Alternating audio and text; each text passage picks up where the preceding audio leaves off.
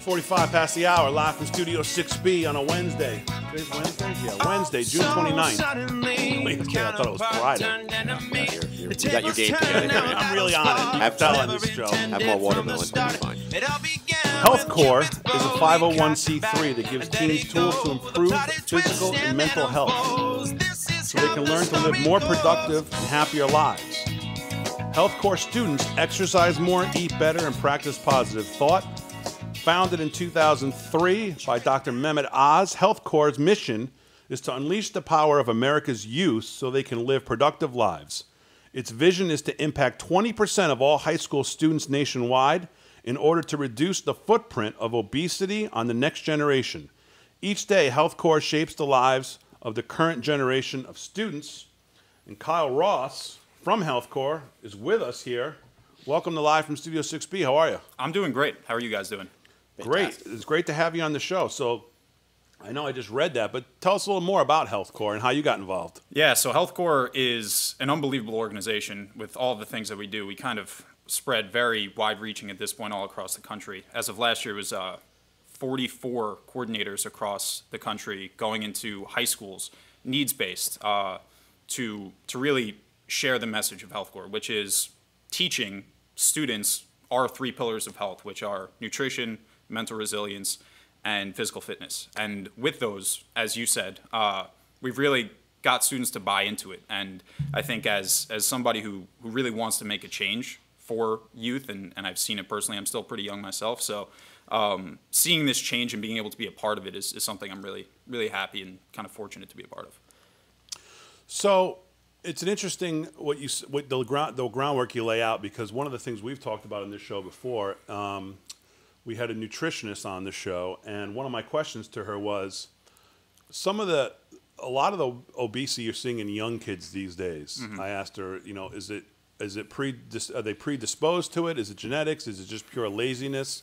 How do you come at it as far as when you're dealing with high school kids who are already having such weight problems, such issues like that? What's your theory on some of that stuff? Well, we got to come at it differently. We got to engage, and we got to come directly at them with just about as much passion as we can, because that's how we're going to get kids to buy in.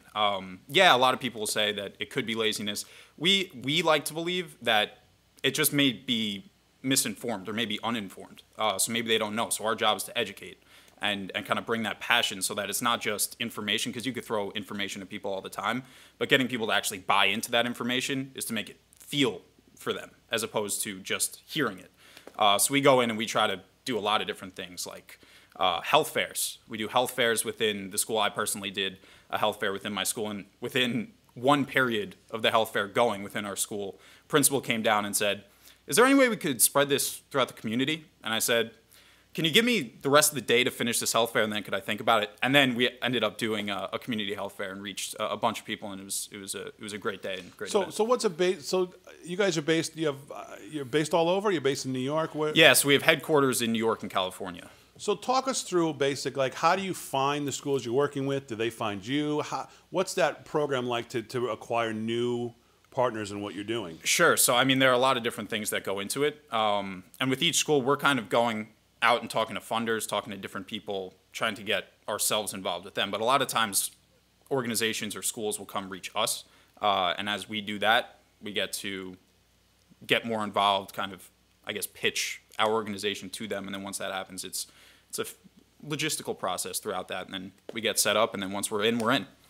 Can I jump in here? Yeah. There's one area that I wanted to get your perspective on, and Sure. that is health and wellness, obviously, for kids, which is your core thing. And by the way, big fan of Dr. Oz. This makes things so relatable, Yep. Great stuff. But that is the poisons that are put into everything that we have, from toothpaste to soda, antibiotics, fluorides, mercury, all of these things that are causing diseases in kids to be obese and all that. Where do you kind of land on that in your nutritional side, or maybe beyond that? Well, there are a lot of things that are potentially unhealthy for people, and what one of you hit on soda, and that's something I'll talk about a little bit more. Is that soda?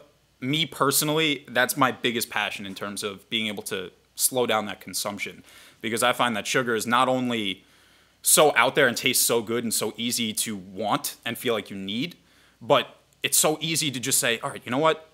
I get that it's bad now. Let's just put that to the side and really understand why it's so bad. So what we do with our education and through different lessons that we have a whole curriculum that we teach out of.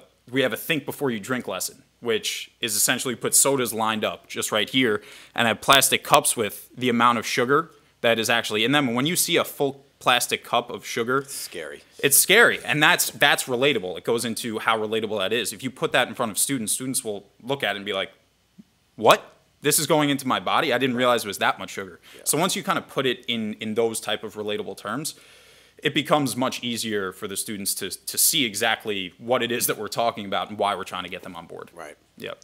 So let's get back to a little bit of what you're doing at HealthCorps. Tell me about the HealthCorps Living Labs and your HCU programs. Sure. So Living Labs is what I do. I'm a coordinator. The Living Labs are essentially the groundwork for all of HealthCorps. So we have our coordinators dispersed all throughout the country doing what I do, which is teaching, education, as well as programming in terms of health and wellness. And with that, there's a lot of different things. We have Cafe Oye's, which we like to call them, which are essentially cafeteria demonstrations, food demonstrations, physical activity, either breaks or demonstrations, as well as health fairs, like I was saying, and then other community events that we do. In terms of HCU, that is HealthCorps University, which is kind of like a teach the teacher program. So as we're going in, we're really trying to both get staff and students, but we're primarily trying to reach the students. With HCU, they're trying to reach staff a little bit more. So we have different events, different programming that we do to try to spread the word to teachers, so that once HealthCorps is gone, because we're only in schools for 4 years, and then that 5th year is when HCU comes in to teach the teachers what we did, so that they can get started with it. That's important. Yeah. But what about parents? I know in this day and age, you have 2 working parents. You know, maybe you got the someone watching the kids when they're smaller at the house. But there's not enough time to make dinner. And let's go through the drive-through and get a number 3 with a small Coke. Yes. Okay, kids, let's do that quick. Yep. Or whatever that is.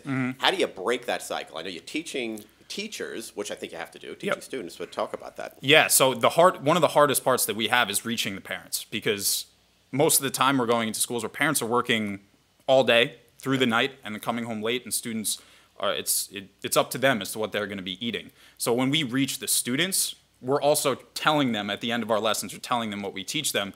Please share this with your families, or we hand out recipes, we hand out tips, we hand out a lot of different things, we give them resources. And with the HCU programming, we actually had an event June 18th in the city where we had a bunch of staff members who, some of them were also parents. We gave them all of the resources in the world, because we like to believe if we could hand out things to people, that gives them much less of an excuse to say that, oh, well, we didn't have this, right?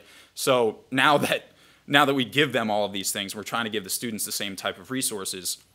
That actually allows for the students to get through to their parents, and the parents start buying in as well. Yeah, makes sense. Yep. So tell me a little bit about, everybody knows Dr. Oz from his show, obviously. Tell me a little bit about how much hands-on experience he has with HealthCorps, what his impact is on you guys, and tell me a little bit about your experience, your training, and I see on my notes here something about your experience at Memorial High School. Yes. So Tell me about that. Yeah. So Dr. Oz is pivotal in the things that we do in terms of being that face to what we do, right? Because everyone associates him with health and wellness, which makes our lives easier when we could say, Dr. Oz is the founder. Oh, I get what you're doing, right?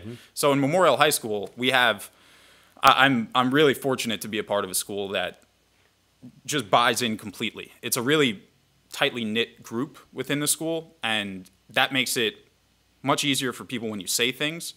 If you say it to one person, that's going to spread throughout. And luckily, we had one event in November, which Dr. Oz came to.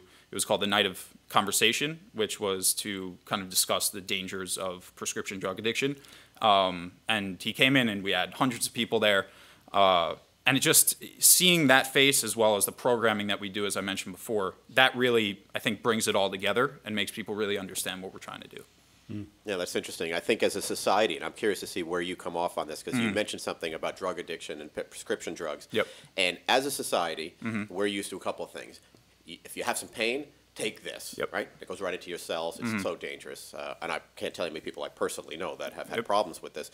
If you're hungry, here's an instant thing to eat. And if you go to this restaurant, here's a giant portion. Society, the conditions of society, how do you talk about that? I mean, how do you address that? It's tough. I mean, it's really tough, and especially when you're going around, your life seems to be saturated with potentially unhealthy ideas and things, right? Sure. So you're going around, and almost every corner, you'll see some sort of fast food chain restaurant, right?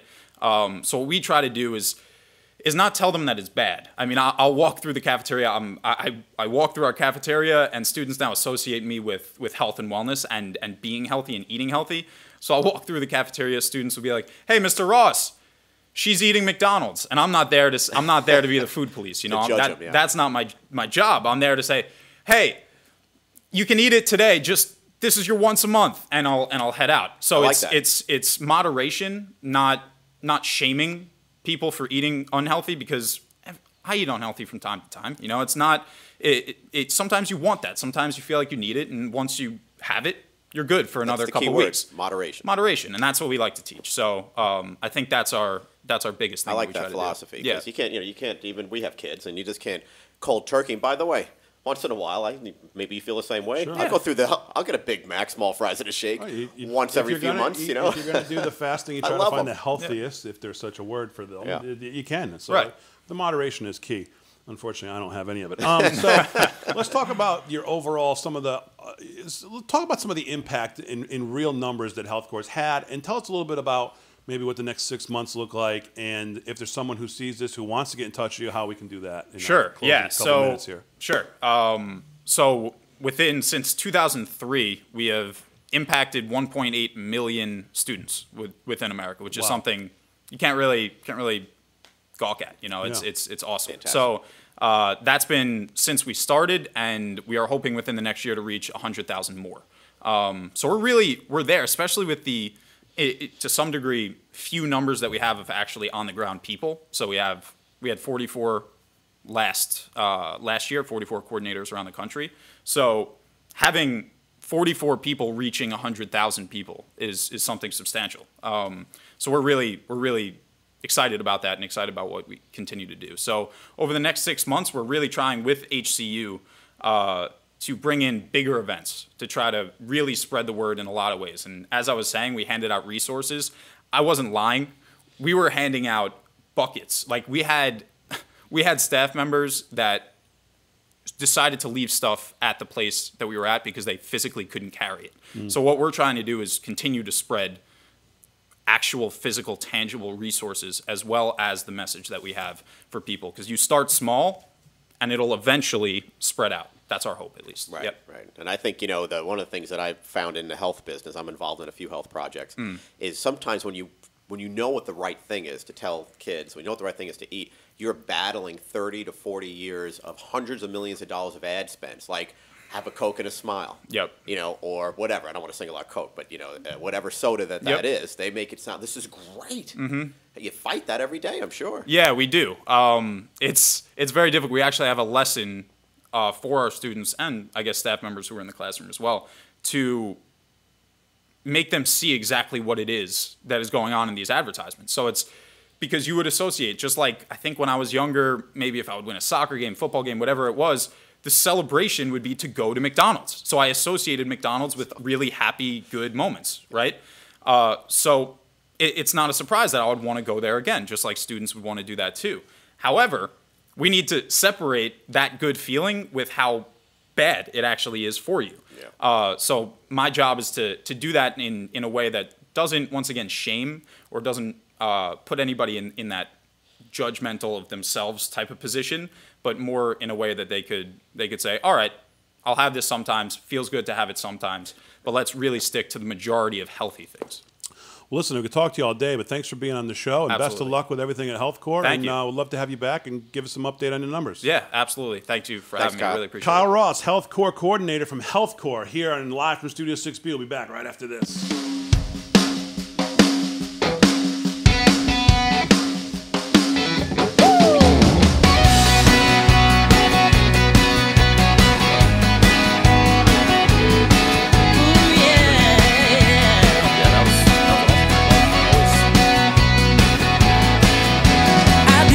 It coming, the kiss was so unpredictable. And maybe it's the mystery in you that I'm addicted to. It's overrated knowing somebody so well, it takes away the fire. Yeah. And it's funny when tell me you don't think you're all that interesting. I beg to differ with you. I'm out here on the edge of my seat, and every minute guessing, holding my breath. If you